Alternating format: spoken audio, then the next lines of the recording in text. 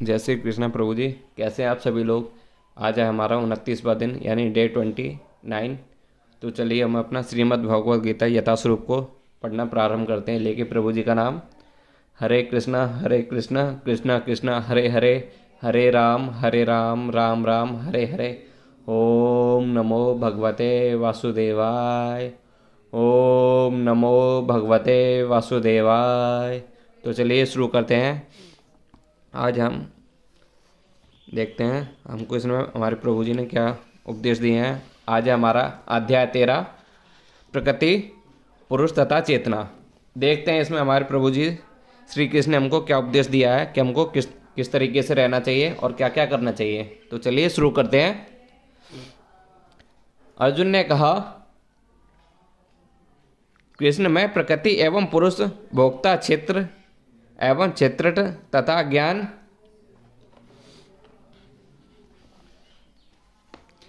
एवं यज्ञ के विषय में जानने का इच्छुक हूँ। श्री भगवान ने कहा, हे कुंती पुत्र, यह शरीर क्षेत्र कहलाता है और इस क्षेत्र को जानने वाला क्षेत्रज्ञ है। अर्जुन प्रकृति, पुरुष, क्षेत्र, क्षेत्रज्ञ, ज्ञान तथा ज्ञेय के विषय में जानने का इच्छुक है था। जब उसने इन सबों के विषय में पूछा तो किसने कहा कि यह शरीर क्षेत्र कहलाता है और इस शरीर को जानने वाला क्षेत्रज्ञ है। यह शरीर बद्धजीव के लिए कर्म क्षेत्र है। बद्धजीव इस संसार में बंधा हुआ है और वह प्रकृति पर अपना प्रभुत्व है। बद्धजीव इस संसार में बाधा हुआ है और वह भौतिक प्रकृति पर अपना प्रभुत्व प्राप्त करने का प्रयत्न करता है। इस प्रकार प्रकृति के प्रभुत्व दिखाने की क्षमता के अनुसार उसे कर्म क्षेत्र प्राप्त होता है। यह कर्म क्षेत्र शरीर है। और यह शरीर क्या है? शरीर इंद्रियों से बना हुआ है। वह बद्धजीव इंद्रिय तृप्ति चाहता है और इंद्रिय तृप्ति को भोगने की क्षमता के अनुसार ही उसे शरीर या कर्म क्षेत्र प्रदान किया जाता है। इसलिए बद्धजीव के लिए यह शरीर क्षेत्र अथवा कर्म कहलाता है। अब जो व्यक्ति अपने बद्धजीव के लिए यह शरीर क्षेत्र अथवा कर्म क्षेत्र कहलाता है, अब जो व्यक्ति अपने आप को शरीर मानता है वह क्षेत्र कहलाता है। क्षेत्र तथा क्षेत्रज्ञ अथवा शरीर और शरीर के ज्ञाता देही का अंतर समझ पाना कठिन नहीं। कोई भी व्यक्ति यह सोच सकता है कि बाल्यकाल से वृद्धावस्था तक उसने अनेक परिवर्तन होते रहते हैं और फिर भी वह व्यक्ति वही रहता है। इस प्रकार कर्म क्षेत्र के ज्ञाता तथा वास्तविक कर्म क्षेत्र में अंतर है। एक बद्धजीव यह जान सकता है कि वह अपने शरीर से भिन्न प्रारंभ से ही बताया गया है कि देहिनी इसमें जीव शरीर के भीतर है और यह शरीर बालक से किशोर, किशोर से तरुण तथा तरुण से वृद्ध के रूप में बदलता जाता है और शरीरधारी जानता है कि शरीर परिवर्तित हो रहा है। स्वामी स्पष्टता क्षेत्र से कभी सोचते हैं, मैं सुखी हूँ, मैं पुरुष हूँ, मैं स्त्री हूँ, मैं कुत्ता हूँ, मैं बिल्ली हूँ।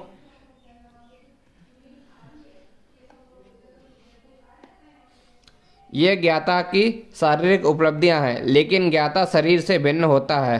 भले ही हम इस तरह तरह की वस्तुएं प्रयोग में लाए जैसे कपड़े इत्यादि, लेकिन हम जानते हैं कि हम इन वस्तुओं से भिन्न है। इस प्रकार थोड़ा विचार करने पर हम यह भी जानते हैं कि हम शरीर से भिन्न हैं। तुम या अन्य कोई जिसने शरीर धारण कर रखा है क्षेत्रज्ञ कहलाता है, अर्थात वह कर्म क्षेत्र का ज्ञाता है और यह शरीर क्षेत्र साक्षात कर्म क्षेत्र है। भगवत गीता के प्रथम 6 अध्यायों में शरीर का ज्ञाता जीव तथा जिस स्थिति में वह भगवान को समझ सकता है उसका वर्णन हुआ है।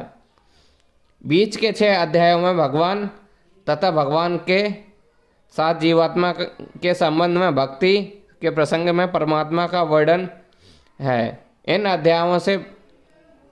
अध्यायों में भगवान की श्रेष्ठता तथा जीव की अधीन अवस्था निश्चित रूप से परिभाषित की गई है। जीवात्मा सभी प्रकार से अधीन है और अपने स्मृति के कारण वे कष्ट उठा रही हैं। जब पुण्य कर्मों द्वारा उन्हें प्रकाश मिलता है तो वे विभिन्न परिस्थितियों में यथार्थ धनहीन जिज्ञासु तथा ज्ञान विपासु के रूप में भगवान के पास पहुँचती हैं। इसका भी वर्णन हुआ है कि अब 13वें अध्याय में आगे इसकी व्याख्या हुई है कि किस प्रकार जीवात्मा प्रकृति के संपर्क में आता है और किस प्रकार कर्म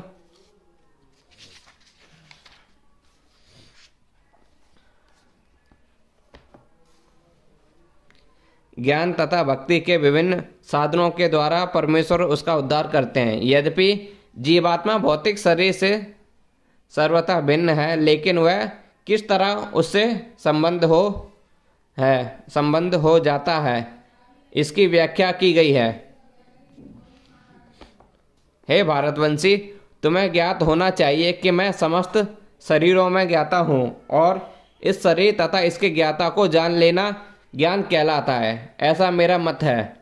शरीर के ज्ञाता आत्मा तथा परमात्मा विषयक व्याख्या के दौरान हमें 3 विभिन्न विषय मिलेंगे: भगवान, जीव तथा पदार्थ। प्रत्येक कर्म क्षेत्र में प्रत्येक शरीर में 2 आत्माएं होती हैं, आत्मा तथा परमात्मा। चूंकि परमात्मा भगवान श्री कृष्ण का स्वांश है, अतः श्री कृष्ण कहते हैं, मैं भी ज्ञाता हूँ, लेकिन मैं शरीर का व्यष्टि ज्ञाता नहीं हूँ, मैं परम ज्ञाता हूँ। मैं परमात्मा के रूप में विद्वान रहता हूँ। जो क्षेत्र तथा क्षेत्रज्ञ का अध्ययन भगवत गीता के माध्यम से सूक्ष्मता से करता है, उसे यह ज्ञान प्राप्त हो सकता है।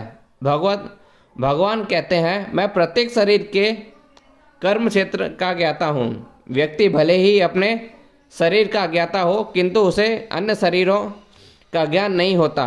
समस्त शरीर में परमात्मा रूप में विद्वान भगवान समस्त शरीरों के विषय में जानते हैं। वे जीवन की विविध योनियों के शरीर को भी जानने वाले हैं। एक नागरिक अपने खंड के विषय में सब कुछ जानता है, लेकिन राजा को न केवल अपने महल का अपितु प्रत्येक नागरिक की भू संपत्ति का ज्ञान रहता है। इस प्रकार कोई भले अपने शरीर का स्वामी हो, लेकिन परमेश्वर समस्त शरीर के अधिपति हैं। राजा अपने साम्राज्य का मूल अधिपति होता है और नागरिक गॉड अधिपति। इस प्रकार परमेश्वर समस्त शरीरों के परम अधिपति है। यह शरीर इंद्रियों से युक्त है। परमेश्वर ऋषिकेश है, जिसका अर्थ इंद्रियों के नियामक है। वे इंद्रियों के आदि नियामक हैं। जिस प्रकार राजा अपने राज्य की समस्त गतिविधियों का आदि नियामक होता है, नागरिक तो गॉड नियामक होते हैं। भगवान का कथन है, मैं ज्ञाता हूँ। इसका अर्थ है कि वे परम ज्ञाता हैं। जीवात्मा केवल अपने विशिष्ट शरीर को ही नहीं जानता। वैदिक ग्रंथों में इस प्रकार का वर्णन हुआ है। यह शरीर क्षेत्र कहलाता है और इस शरीर के भीतर इसके स्वामी तथा साथ ही परमेश्वर का वास है, जो शरीर तथा शरीर के स्वामी दोनों को जानने वाला है। इसलिए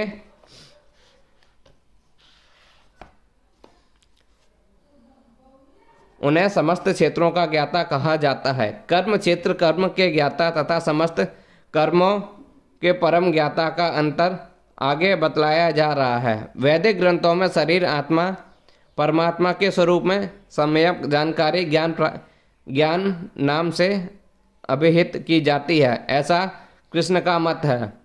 आत्मा तथा परमात्मा को एक मानते हुए भी पृथक पृथक समझना ज्ञान है। जो कर्म क्षेत्र तथा कर्म के ज्ञाता को नहीं समझता, उसे पूर्ण ज्ञान नहीं होता।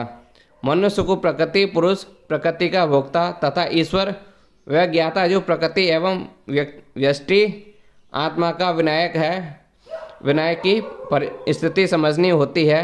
उसे इन तीनों के विभिन्न रूपों में किसी प्रकार का भ्रम पैदा नहीं करना चाहिए। मनुष्य को चित्रकार चित्र तथा तुलिका में भ्रम नहीं करना चाहिए। यह भौतिक जगत जो कर्म क्षेत्र के रूप में है प्रकृति है और इस प्रकृति का भोक्ता जीव है और इन दोनों के ऊपर परम विनायक भगवान है। वैदिक भाषा में इसे इस प्रकार कहा गया है, भोक्ता भोग्य प्रेरिताय च मत्वा सर्व प्रोक्त विविध ब्रह्मवेतव। ब्रह्म के 3 स्वरूप हैं। प्रकृति कर्म क्षेत्र के रूप में ब्रह्म है तथा जीव भी ब्रह्म है जो भौतिक प्रकृति को अपने नियंत्रण में रखने का प्रयत्न करता है और इन दोनों का नियामक भी ब्रह्म है, लेकिन वास्तविक नियामक वही है। इस अध्याय में बताया जाएगा कि इन दोनों ज्ञाताओं में एक अचयुक्त है और दूसरा चुष्ट, एक श्रेष्ठ है दूसरा अधीन। जो व्यक्ति इन दोनों ज्ञाताओं में एक मान लेता है वह भगवान के शब्दों में खंडन करता है, क्योंकि उसका कथन है मैं भी कर्म क्षेत्र का ज्ञाता हूँ। जो व्यक्ति रस्सी को सर्प जान लेता है वह ज्ञाता नहीं। शरीर कई प्रकार के हैं और इसके स्वामी भी भिन्न भिन्न हैं, चूँकि प्रत्येक जीव की अपनी निजी सत्ता है जिससे वह प्रकृति पर प्रभुत्व का सामर्थ्य रखता है। अतएव शरीर विभिन्न होते हैं, लेकिन भगवान उन सबसे परम नियता के रूप में विद्यमान रहते हैं। यहाँ पर च शब्द महत्वपूर्ण है क्योंकि यह समस्त शरीरों का घोतक है। यह श्रील बलदेव विद्याभूषण का मत है। आत्मा के अतिरिक्त प्रत्येक शरीर में कृष्ण परमात्मा के रूप में रहते हैं और यहाँ पर कृष्ण स्पष्ट रूप से कहते हैं कि परमात्मा कर्म क्षेत्र तथा विशिष्ट भोक्ता दोनों नियामक हैं। अब तुम मुझसे यह सब संक्षेप में सुनो। मैं कर्म क्षेत्र क्या है, यह किस प्रकार बना है, इससे क्या परिवर्तन होते हैं, यह कहाँ से उत्पन्न होता है, इस कर्म क्षेत्र को जानने वाला कौन है और उसके क्या प्रभाव हैं। भगवान कर्म क्षेत्र तथा कर्म क्षेत्र के ज्ञाता की स्वाभाविक स्थितियाँ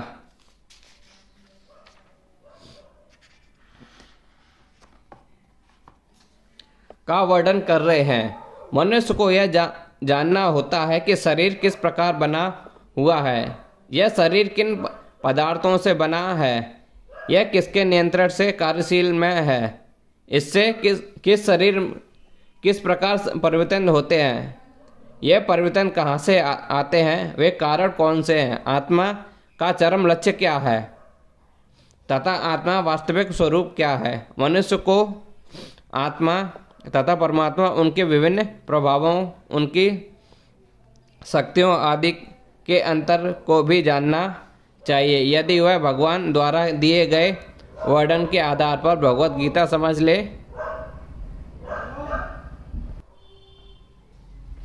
तो ये सारी बातें स्पष्ट हो जाएंगी, लेकिन उसे ध्यान रखना होगा कि प्रत्येक शरीर में वास करने वाला परमात्मा को जीव का स्वरूप न मान बैठे। ऐसा तो समक्ष पुरुष तथा असम पुरुष को एक समान बताने जैसा है। विभिन्न वैदिक ग्रंथों में विभिन्न ऋषियों ने कार्यकलापों के क्षेत्र तथा उन कार्यकलापों के ज्ञाता के ज्ञान का वर्णन किया है। इसे विशेष रूप से वेदांत सूत्र में कारण के समस्त तर्क समेत प्रस्तुत किया गया है।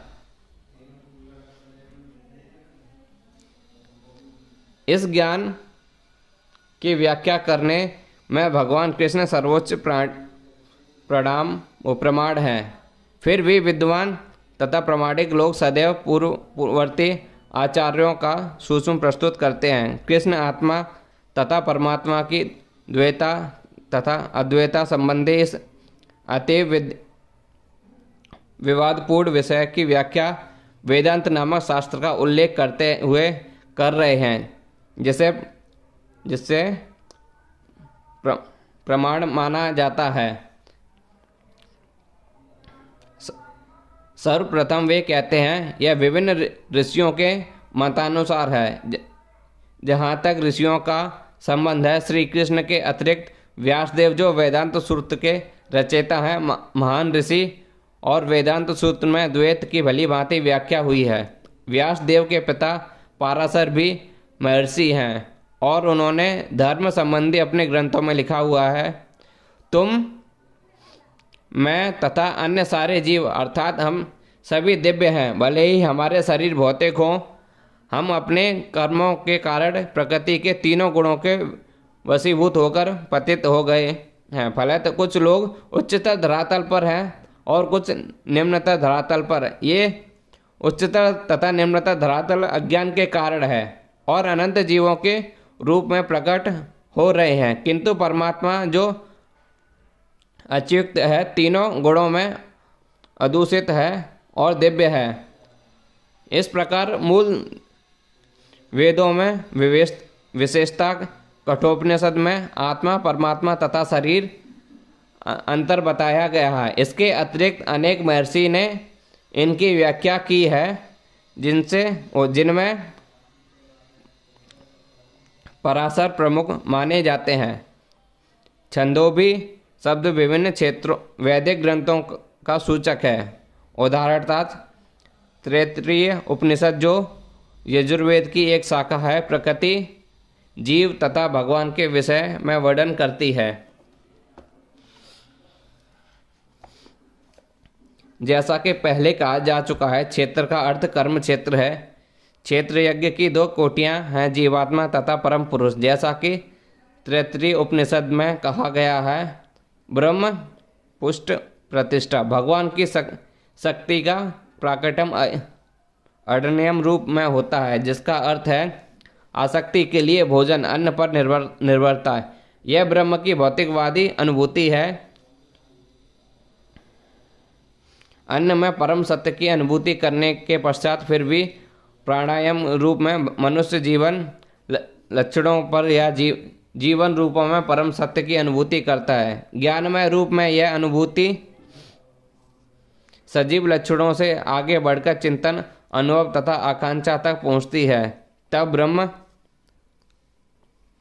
की उच्चतर अनुभूति होती है, जिसे विज्ञानमय रूप कहते हैं, जिसमें जीव के मन तथा जीवन के लक्षणों को जो जीव से भिन्न समझा जाता है। इसके पश्चात परम अवस्था आती है, जो आनंदमय है, अर्थात एवं आनंदमय प्रकृति की अनुभूति है। इस प्रकार वे ब्रह्म अनुभूति की 5 अवस्थाएं हैं, जिन्हें ब्रह्म पुच्छ कहा जाता है।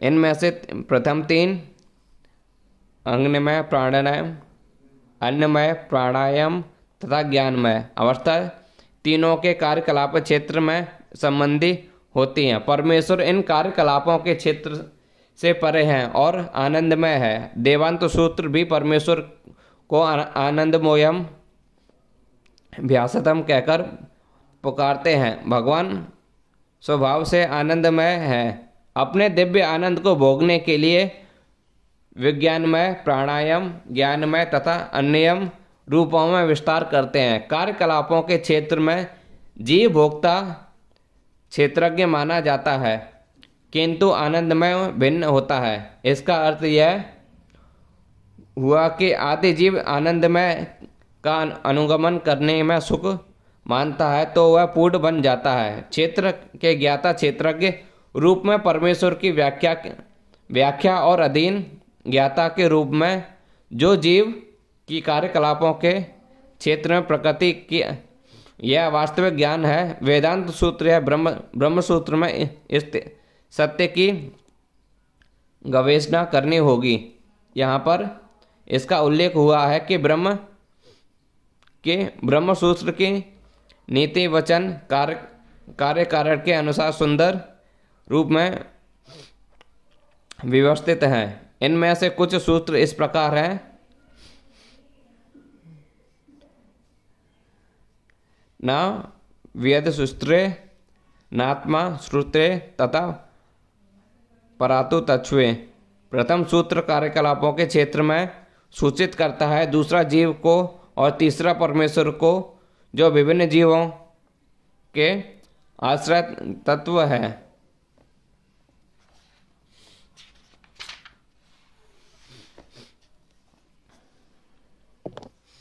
पंच महाभूत अहंकार बुद्धि अव्यक्त तीनों गुण अप्रकट अवस्था दसों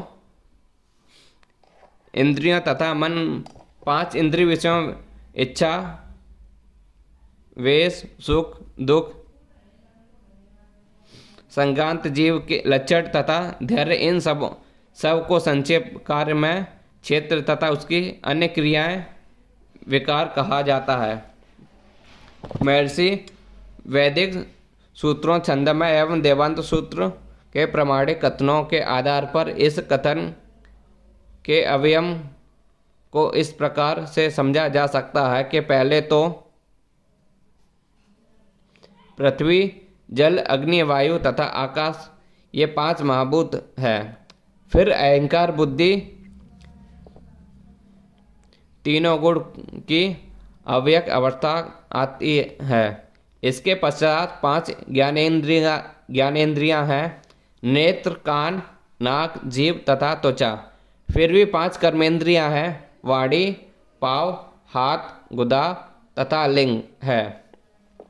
तब इन इंद्रियों के ऊपर मन होता है, जो भीतर रहने के कारण अंत इंद्रिय कहा जा सकता है। इस प्रकार मन समेत कुल 11 इंद्रियां होती हैं। फिर इन इंद्रियों के 5 विषय हैं, गंध स्वाद रूप स्पर्श तथा ध्वनि। इस तरह से इन 24 तत्वों का समूह कार्य क्षेत्र कहलाता है। यदि कोई इन 24 विषयों का विश्लेषण करे तो उसे कार्य क्षेत्र समझ आ जाएगा। फिर इच्छा द्वेष सुख तथा दुख नामक अंत क्रियाएं विकार हैं, जो स्थूल देह के 5 महाभूतों के अभिव्यक्तियां हैं। चेतना तथा धैर्य द्वारा प्रदर्शित जीवन के लक्षण सूक्ष्म शरीर अर्थात मन अहंकार तथा बुद्धि के प्राकटतम है। ये सूक्ष्म तत्व भी कर्म क्षेत्र में सम्मिलित रहते हैं।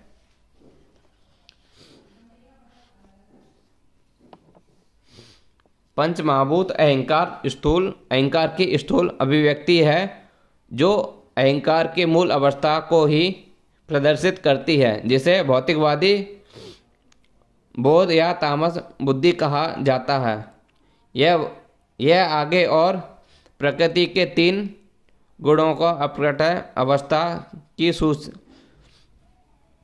सूचक है। प्रकृति के अवयव गुणों को प्रधान कहा जाता है।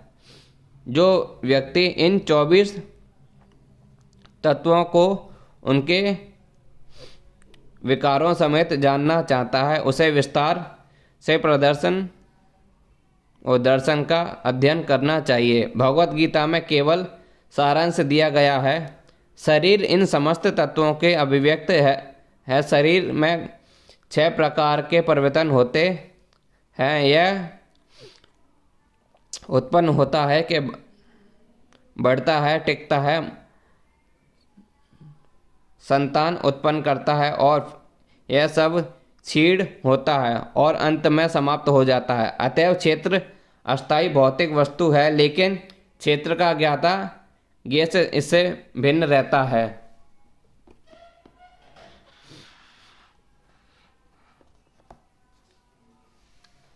निम्रता दंभहीनता अहिंसा सहिष्णुता सरलता प्रामाणिक गुरु के पास जाना पवित्रता स्थिरता आत्मसंयम इंद्रिय तृप्ति के विषय का परित्याग अहंकार का अभाव जन्म मृत्यु वृद्धावस्था तथा रोग के दोषों के अनुभूति वैराग्य संतान स्त्री, घर तथा अन्य वस्तुओं की क्षमता से मुक्ति, अच्छी तथा बुरी घटनाएं के प्रति संभाव, मेरे प्रति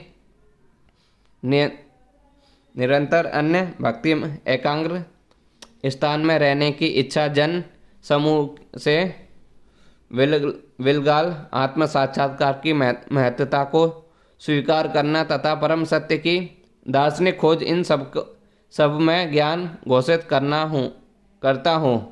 और इनके अतिरिक्त जो भी वह अज्ञान है, कभी कभी अल्पज्ञ लोग ज्ञान की इन प्रक्रिया को कार्यक्षेत्र की अंतर्क्रिया विकार के रूप में मानने की भूल करते हैं, लेकिन वास्तव में वही असली ज्ञान की प्रक्रिया है। यदि कोई इस प्रक्रिया को स्वीकार कर लेता है तो परम सत्य तक पहुंचने की संभावना हो जाती है। यह इसके पूर्ण बताए गए 24 तत्वों का विकार नहीं है। यह वास्तव में इन तत्वों के पास से बाहर निकलने का साधन है। देहधारी आत्मा 24 तत्वों से बने आवरण रूप शरीर में बंद रहता है और यहाँ पर ज्ञान की जिस प्रक्रिया का वर्णन है वह इसके बाहर निकलने का साधन है। ज्ञान की प्रक्रिया के पूर्ण वर्णन में से 11वें श्लोक का प्रथम पंक्ति सर्वाधिक महत्वपूर्ण है। ज्ञान की प्रक्रिया का अवसान भगवान की अन्य भक्ति में होता है। अतएव यदि कोई भगवान की दिव्य सेवा को नहीं प्राप्त कर पाता या प्राप्त करने में असमर्थ है तो शेष 29 बातें व्यर्थ हैं। लेकिन यदि कोई पूर्ण कृष्ण भावना से भक्ति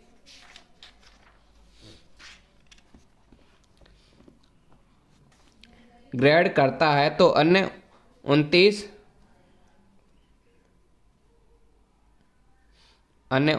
बातें उसके अंदर स्वयं विकसित हो जाती हैं, जैसा कि श्रीमद् भागवत में कहा गया है। जिसने भक्ति की अवस्था प्राप्त कर ली है उसमें ज्ञान के सारे गुण विकसित हो जाते हैं, जैसा कि 8वें श्लोक में उल्लेख हुआ है। गुरु ग्रहण करने का सिद्धांत अनिवार्य है। यहाँ तक कि जो भक्ति स्वीकार करते हैं उसके लिए भी यह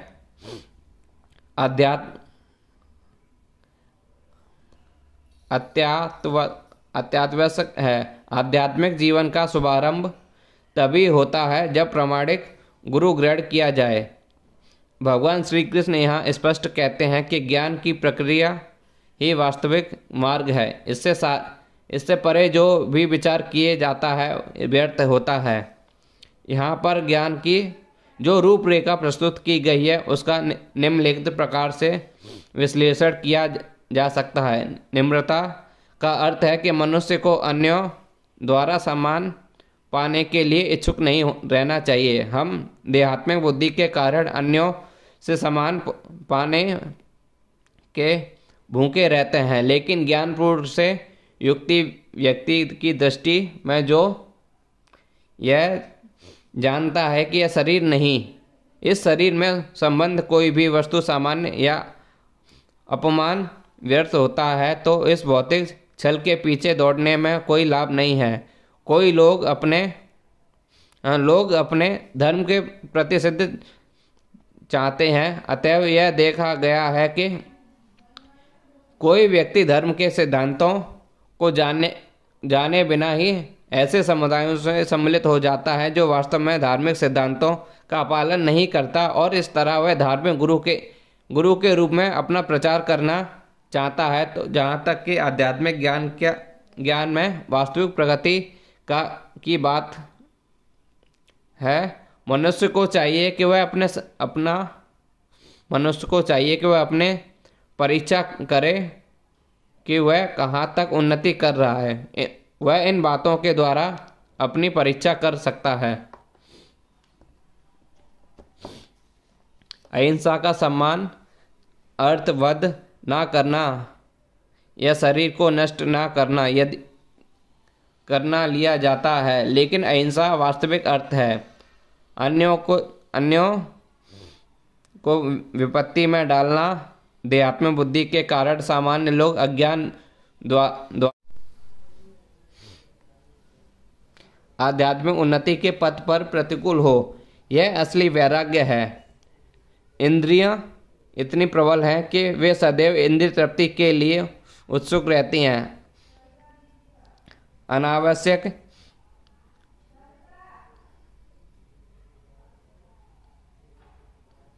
मांगों की पूर्ति नहीं करनी चाहिए। इंद्रियों को की उतनी ही तृप्ति की जानी चाहिए जिससे आध्यात्मिक जीवन में आगे बढ़ने में अपना कर्तव्य की पूर्ण होती हो।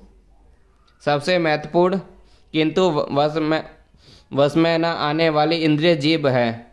यदि जीभ पर संयम कर लिया गया तो समझो अन्य सारी इंद्रियां वशीभूत हो गईं। जीभ का कार्य है स्वाद ग्रहण करना तथा उच्चारण करना। अतएव नियमित रूप से जीव को कृष्णाप्रेरित भोग के उच्छिष्ट का स्वाद लेने में, हरे कृष्ण का कीर्तन करने में प्रयुक्त करना चाहिए। जहाँ तक नेत्रों का संबंध है, उन्हें कृष्ण के सुंदर रूप के अतिरिक्त अन्य कुछ नहीं देखने देना चाहिए। इससे नेत्र वश में होंगे।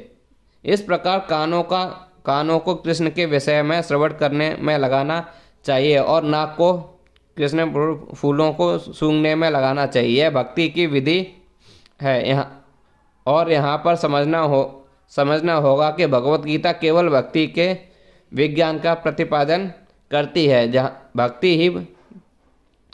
भक्ति ही प्रमुख एकमात्र लक्ष्य है। भगवत गीता के बुद्धिहीन भाष्यकार पाठक के ध्यान को अन्य विषयों की ओर मोड़ना चाहते हैं, लेकिन भगवत गीता में भक्ति के अतिरिक्त अन्य कोई भी विषय नहीं है। मिथ्या अहंकार का अर्थ है इस शरीर आत्मा मानना। जब कोई यह जान जाता है कि शरीर नहीं अपितु आत्मा है, तो वह वास्तविक अहंकार को प्राप्त होता है। अहंकार तो रहता है, मिथ्या अहंकार की भी भर्त्सना की जाती है, वास्तविक अहंकार की नहीं। वैदिक साहित्य में कहा गया है कि अहम ब्रह्मास्मि, मैं ब्रह्म हूँ, मैं आत्मा हूँ, मैं ही आत्मा भाव हूँ। और यह आत्म साक्षात्कार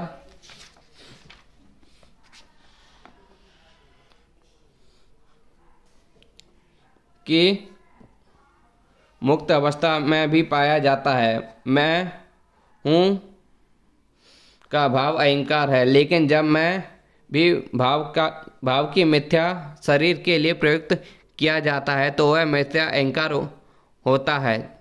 जब इस आत्मा भाव स्वरूप को वास्तविक के लिए प्रयुक्त किया जाता है तो वह वास्तविक अहंकार होता है। ऐसे कुछ दार्शनिक हैं जो यह कहते हैं कि हमें अपना वास्तविक अहंकार त्यागना चाहिए, लेकिन हम अपने अहंकार को त्यागें कैसे? क्योंकि अहंकार का अर्थ है स्वरूप, लेकिन हमें मिथ्या देहात्मिक बुद्धि का त्याग करना ही होगा।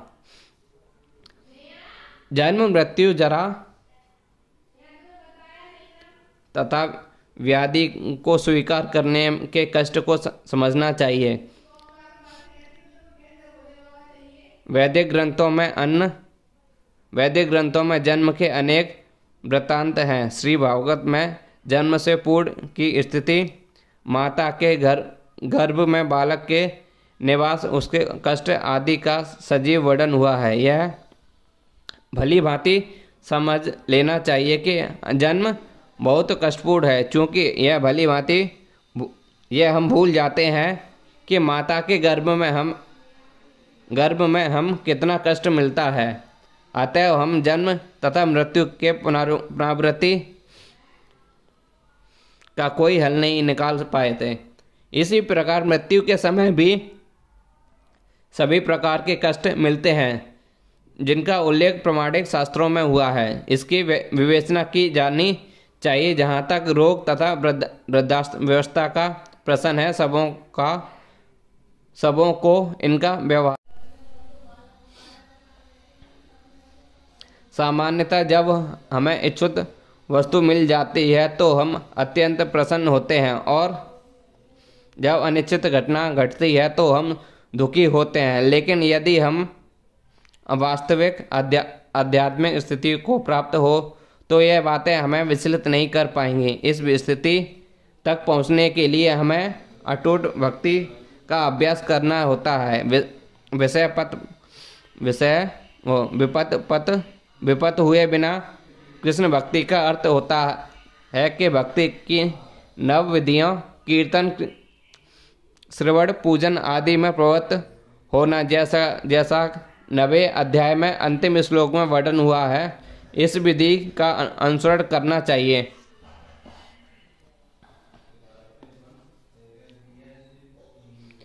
यह स्वाभाविक है कि आध्यात्मिक जीवन शैली का अध्ययन अव्यर्थ हो जाने पर मनुष्य भौतिकवादी लोगों से मिलना नहीं चाहेगा। इससे उसे हानि पहुंच सकती है। मनुष्य को चाहिए कि वह यह परीक्षा करके देख ले, वह अवांछित संगति के बिना एकांतवास करने में कहाँ तक सक्षम है। यह स्वाभाविक है कि भक्त में व्यर्थ खेलकूद या सिनेमा जाने या किसी सामाजिक उत्सव में सम्मिलित होने की कोई रुचि नहीं होती, क्योंकि वह यह जानता है कि यह समय का व्यर्थ गंवाना है। कुछ शोध छात्र तथा दार्शनिक ऐसे हैं जो काम वासनापूर्ण जीवन या अन्य विषय का अध्ययन करते हैं, लेकिन भगवत गीता के अनुसार ऐसा शोध कार्य का दार्शनिक चिंतन निराकर है। यह एक प्रकार के व्यर्थ होता है। भगवत गीता के अनुसार मनुष्य को चाहिए कि अपने दार्शनिक विवेक से वह आत्मा की प्रकृति के विषय में बोध करे। उसे चाहिए कि वह अपने आत्मा को समझने के लिए शोध करे। यहाँ पर इस की स्मृति की गई है। जहाँ तक आत्मा साक्षात्कार का संबंध है, यहाँ पर स्पष्ट उल्लेख कि भक्ति योग ही व्यवहारिक है। जो ही भक्ति की बात उठे तो मनुष्य को चाहिए कि परमात्मा तथा आत्मा का संबंध पर विचार करे। आत्मा का परमात्मा कभी एक नहीं हो सकते, विशेषतः भक्ति योग में तो कभी नहीं। परमात्मा के प्रति आत्मा की यह सेवा नित्य है, जैसा कि स्पष्ट किया गया है। अतएव भक्ति श्री नित्य में मनुष्य को इसी दार्शनिक धारण में स्थिर होना चाहिए।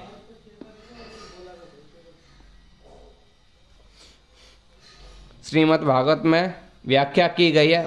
वदिंत, जो परम सत्य के वास्तविक ज्ञाता हैं, वे जानते हैं कि आत्मा का साक्षात्कार 3 रूपों में किया जाता है: ब्रह्म, परमात्मा तथा भगवान।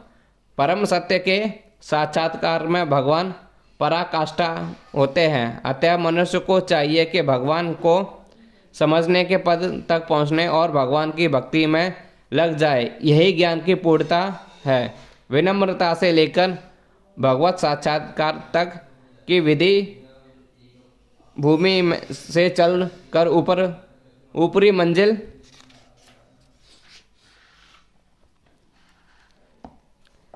तक पहुंचने के लिए सीढ़ी के समान है। इसी सीढ़ी में कुछ ऐसे लोग हैं जो अभी पहली सीढ़ी पर हैं और कुछ दूसरी पर, कुछ तीसरी पर। किंतु जब तक मनुष्य ऊपरी मंजिल पर नहीं पहुंच जाता तो कृष्ण का ज्ञान है। तब तक वह ज्ञान निरंतर अवस्था में ही रहता है। यदि कोई ईश्वर की बराबरी करते हुए आध्यात्मिक ज्ञान में प्रगति करना चाहता है तो उसका प्रयास विफल होगा। यह स्पष्ट कहा गया है। विनम्रता के बिना ज्ञान संभव नहीं है। उसे अपने को ईश्वर समझना सर्वाधिक गर्व है। यद्यपि जीव सदैव प्रकृति में कठोर नियमों द्वारा ठुकराया जाता है। फिर वह अज्ञान के कारण सोचता है कि मैं ईश्वर हूँ। ज्ञान शुभारंभ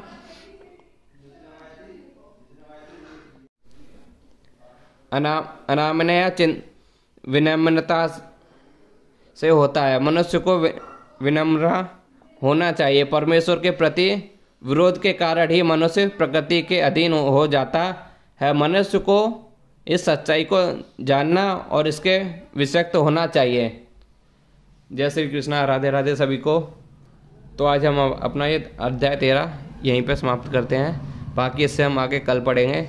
जब तक आप सभी हरि के नाम का वर्णन करिए। हरे कृष्णा कृष्णा कृष्णा हरे हरे, हरे राम राम राम हरे हरे। तो चलिए मिलते हैं कल।